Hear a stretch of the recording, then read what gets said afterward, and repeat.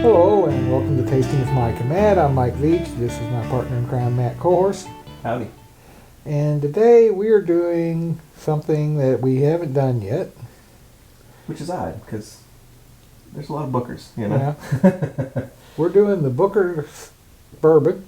Mm-hmm. And I've actually had some comments saying that we should taste hazmat bourbons, you know, the bourbons that are extremely high proof and such. And I'm generally not a big fan of them.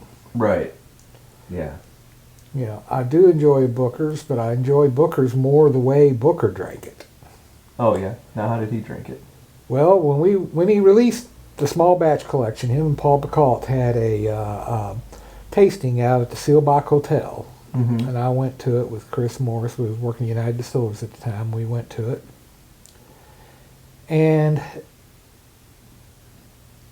you know, Paul Bacalt goes through all the other three, you know, the Basil Hayden, Baker's, and Knob Creek. Mm-hmm. And he comes to Booker, says, I'm not going to do a tasting notes, I'm going to let Booker do it. So Booker, you know, we had little brandy snifters with about an ounce of whiskey in each of them. And Booker picks up his brandy glass. We hadn't tasted them yet. You know, it was still had about that ounce in it. And he had a water glass that was about half full of water and ice. Mm-hmm. And he takes that glass and just dumps it right into his water glass.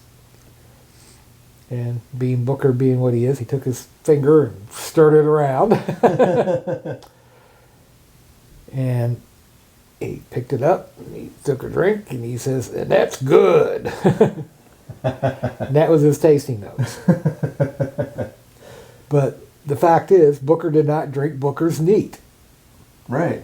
So he always added water? Yeah, always add water and ice. That's interesting. I didn't know that. And, you know, with high proof whiskey, that's what you need to do. You know, Mm-hmm. This is high proof, unfiltered, barrel proof, unfiltered. Mm-hmm.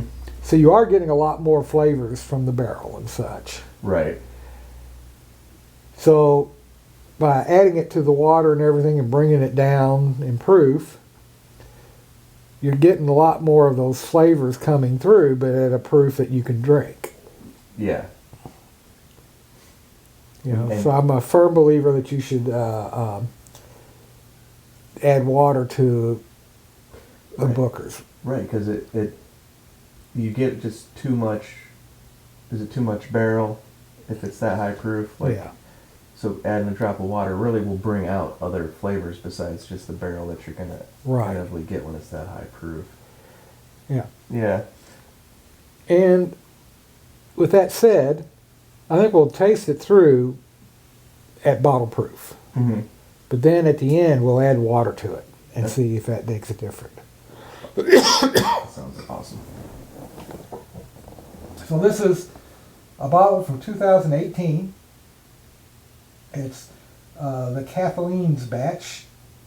Kathleen DiBenedetto is a lady that worked for the Beam company for many, many years, and they dedicated this bottle to her. She helped pick out the blend that went into it. Okay. You know, because this is a small batch, it's not a single barrel. Okay. Booker did not like single barrel bourbons. He didn't. No, he thought that they took too much away from other bourbons when you're taking your best barrels and bottling them as single barrels. Ah. Okay. So he believed in a small batch. I think there's definitely truth to that. Yeah. Yeah. So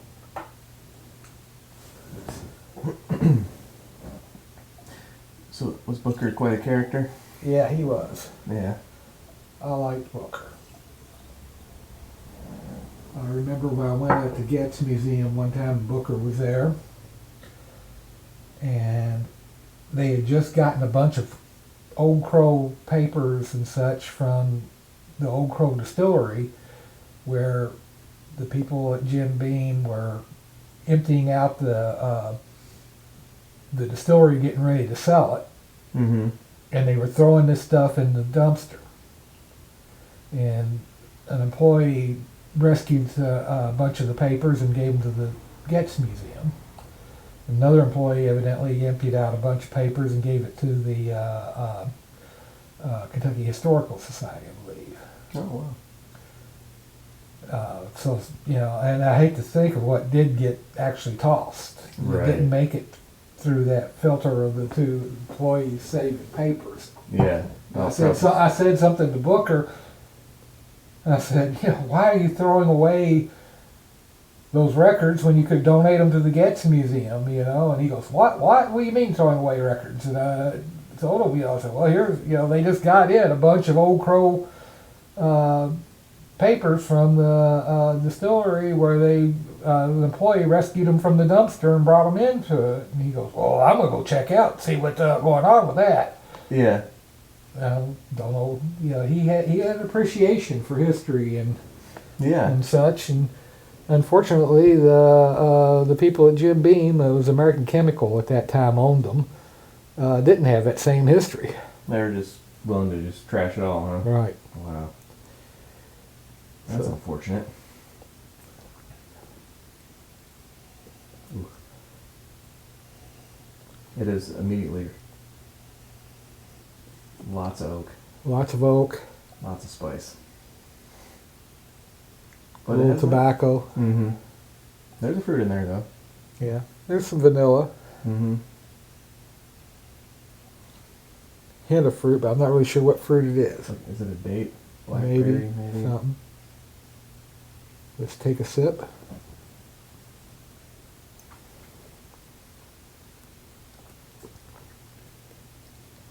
Hot. Yeah, that drink's like 125 proof. It does drink. What was the proof on this batch?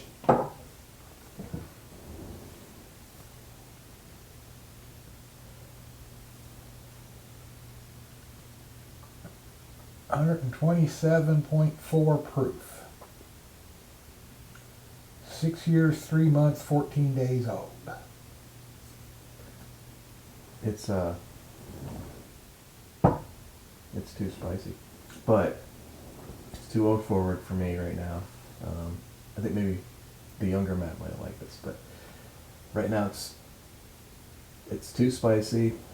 I can tell that there's some good notes in there, but it's like you're talking about in the beginning of the video.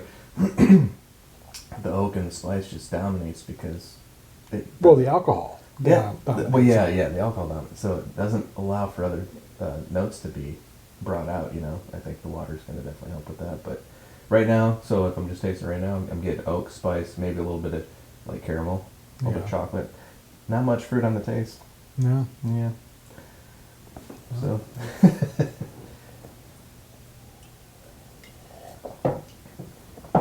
It definitely tastes like a Jim Beam product. Yeah. Let's try it for cranberry.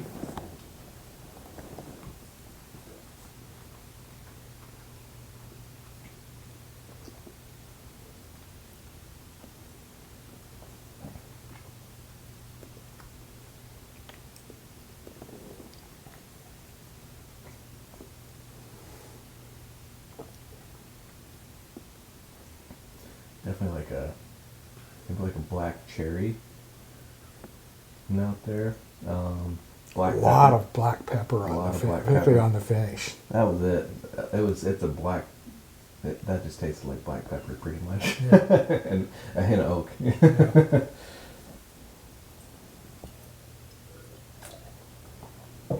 Let's try it with a pecan.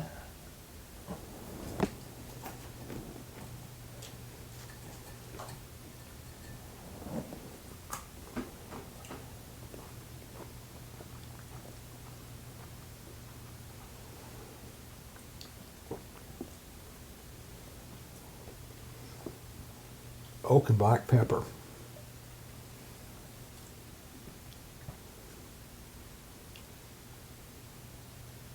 Mm-hmm. Oak, black pepper, maybe some caramel. Yeah. And not really any fruit at all. Yeah, I'm not getting any fruit on that. It's a little too harsh. Let's try it with the chocolate.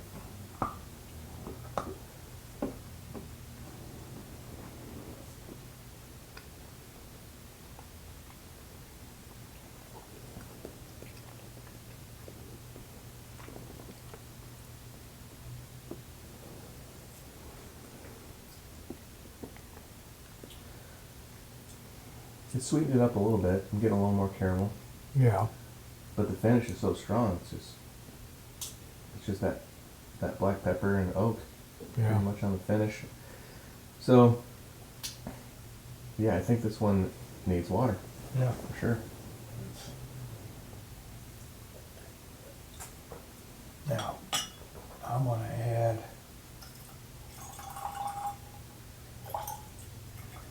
about like Booker did. Do it the Booker way for boogers. Now that opened up the nose quite a bit. Lots more vanilla, a little apple. Yep. You can still get the pepper and the oak. This now nosing it with a little more water. This is just giving me like Jim Beam vibes, you know, like Yeah. Let's take a steak sip. nose.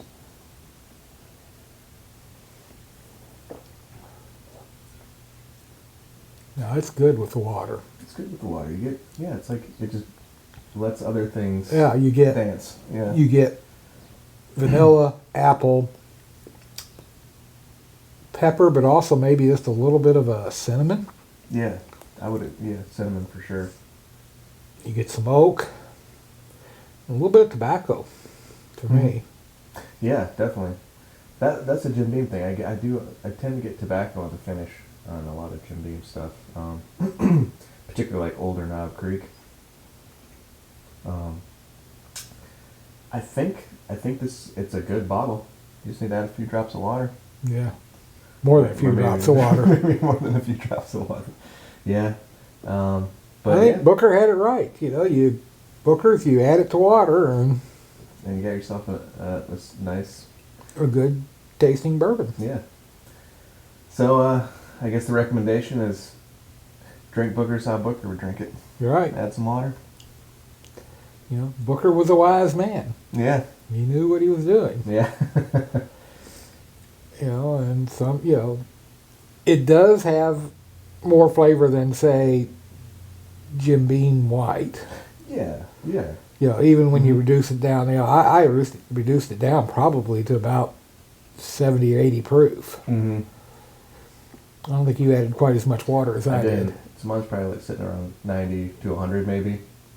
But yeah. it's a lot really more good. flavor than the Jim Beam White. Mm-hmm. It's a very good tasting bourbon with the water added to it. Yeah. Definitely. So, Right. to memory of Booker No and Kathleen DiBenedetto, who helped pick this bottle, this whiskey, this batch. It's a good selection. Mm-hmm. So, cheers. Cheers.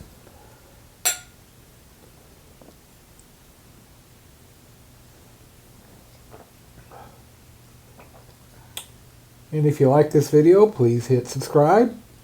Be sure to hit the like button and hit the bell for notifications when our next video is coming out. Mm-hmm.